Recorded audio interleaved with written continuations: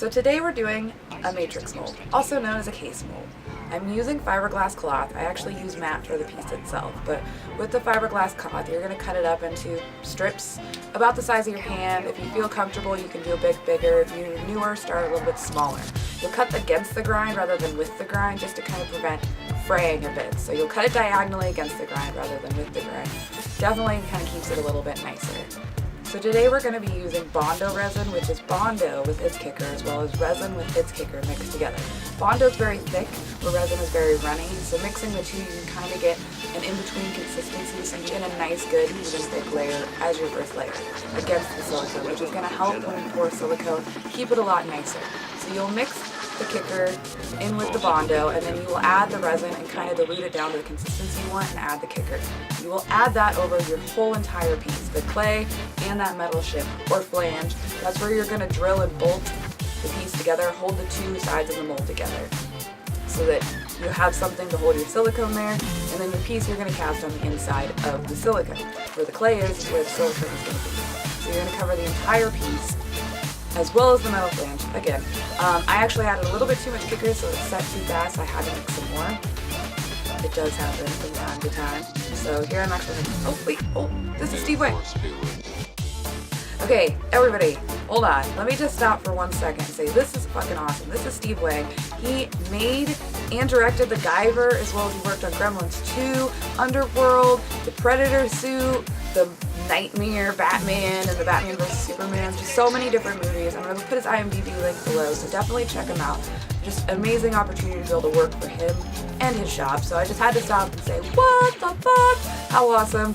Amazing artist. I can't believe I got the chance to work with him. So definitely had to throw that in there. Anyways, back to it. For finishing the Bondo resin layer, I actually grabbed some blue kicker instead of red kicker.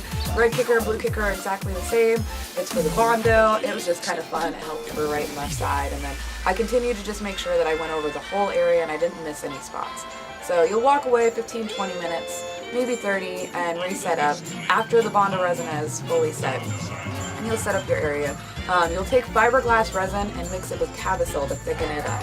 Again, it's kind of like a mud layer, as like Bondo is thicker. You want it to stay where you put it. You don't want it just to run everywhere. Nice, even layer. Not really thick, but just a nice, even layer over the whole piece. That way that the cloth is something to grip onto. So after you've got the entire piece completely covered in the mud, that is fiberglass resin with Cabasol, which is terrible. Do not breathe it in. Wear a respirator when you mix that stuff in, and you'll start by adding your cloth or your mat. I actually use mat here. You will start from the bottom and you will work your way up, kind of laying them down like shingles. So as you see, like I'm applying down low and I'm working my way up. When I add my fiberglass resin, I will start from the top and work my way down, letting gravity kind of work to my benefit, using gravity to my side. So I'll go through the whole piece and just kind of wet it down entirely, the whole entire area. Just kind of douse it and start again from the top, work my way down. When I get to the bottom, I'm not really adding as much material. I'm just kind of trying to moisten the whole area. And then I let just gravity do its work, and I go back to the first side and I try to tap it entirely down, try to get every single air bubble out. But quickly, as the other side still needs to be tapped as well. So I will just kind of speed run through the step, just tap it, try to get all the air bubbles out, try to get the piece laying very nicely, and, you know, make sure I've gotten it wet everywhere on the whole entire piece. And then I'll switch to the other side, and again, tap out all the air bubbles, just kind of work your way around, make sure you get out every single air bubble. This will make the case stronger, as well as just the mold itself a lot nicer. In general, you want to try and get out every single air bubble. If you leave a bunch, it's kind of amateur. If you get them all out, that's like pro. Like that's your end goal there. Again, before I do my next layer or apply my next layer, I'm just going to go through and just double check and make sure I got every single air bubble out. It's a pain in the ass if you miss it and you apply the next layer, and you have 2 layers of cloth to fight through. So just like to spend an extra minute or two just double checking. And again, I start my fiberglass cloth on the bottom and I work my way up, just kind of working like shingles, so that as I'm tapping, gravity can kind of soak down, and then as I tap downwards as well, I don't catch any of those edges. If I laid it the other way, if I started at the top and worked my way down, then the pieces would kind of lift up as I would tap down. I would catch just the edge. So there's a couple reasons why I do it that way. It just kind of helps. So it's just an idea kind of to throw that out there just so you know like why I do that way. I have, my way and my technique. Everybody's technique though is different. So if you are the type of person that likes to tap upward, I would suggest laying from the top and working your way down. If you're the type that likes to work downward, I would sort of tap downward, just depending on your technique. Everybody has a different technique, so I'm just saying, like, my technique, I apply the fiberglass cloth from the bottom, work my way up, and then I tap downwards using gravity to my benefit. And if I lay it the other way around as I tap downwards, I would catch the different pieces as they were laying and kind of peel it up. So here you'll actually notice somebody jumped in to help out, which is amazing. If you work in a shop, don't ever be afraid to ask for help, as well as accepting help. You know, it boosts morale for sure. You guys can banter and joke together. It definitely helps lighten the mood. You'll make the day go by a little bit quicker if you guys are having fun. And it also can kind of quicken your guys' pace. You guys are working against each other, but with each other at the same time. You know, check each other's areas, as well as, you know, just double check and make sure that you got all your air bubbles out and you got all his, and vice versa, you know. You might miss an air bubble that they see. You might have trouble with the spot, but they just manage to tap out the right way. That's the awesome part about teamwork and working in a shop, is that you guys can help each other out and work alongside of each other. It is kind of competitive in a shop, but at the same time, it doesn't need to be. You guys can have fun with it. So, yeah, it's just, whenever you get help, definitely accept it. I can't stress that enough. Working with somebody will definitely make the day go by faster and a lot more fun. You know, that's the main point. You want to have fun in your life, and you want to enjoy what you're doing. So after you have your full layers on, you're going to do one extra layer on the flange, the metal outer shim area. You're going to want to cover that up with 1 or 2 layers, depending again on how much you're going to use this thing. It's going to be where you're bolting it together, so it's definitely going to take a lot of impact over time. So you want to just make sure it has an extra layer of strength all the way around and tap out all those air bubbles. It will definitely help later on. I also want to put in there randomly a quick note, with any fiberglass in a cup that you have left over, do not just throw that away in the trash. Add a little bit of water to it.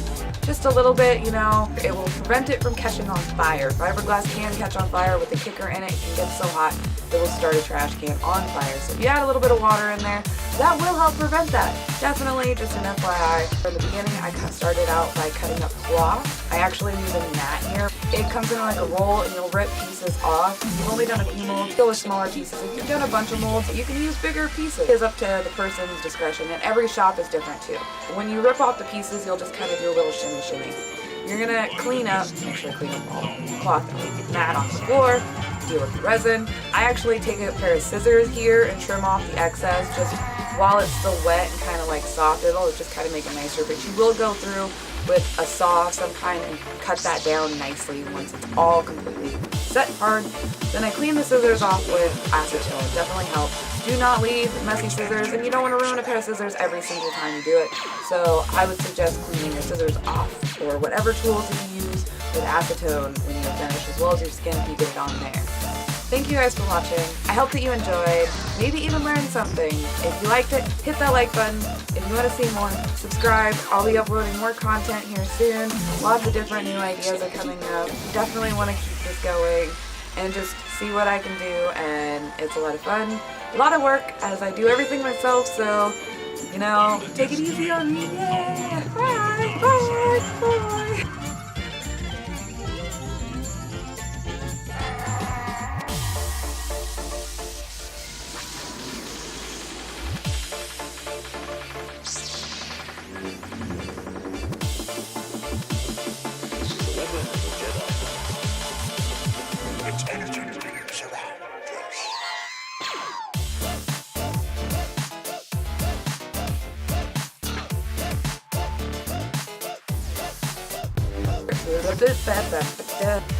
Actually, set soap too, just like, but so you'll moistening it, so we'll get again. Bleh, bleh, I fucking hate this. It's good. Bleh. A launch. Boost morale. I do that. Oh, on it.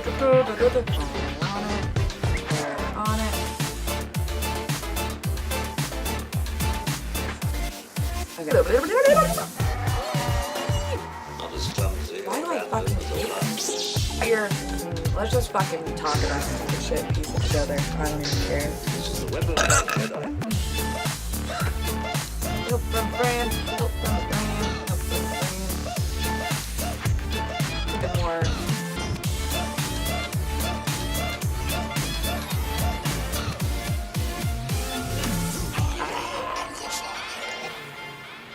Just don't.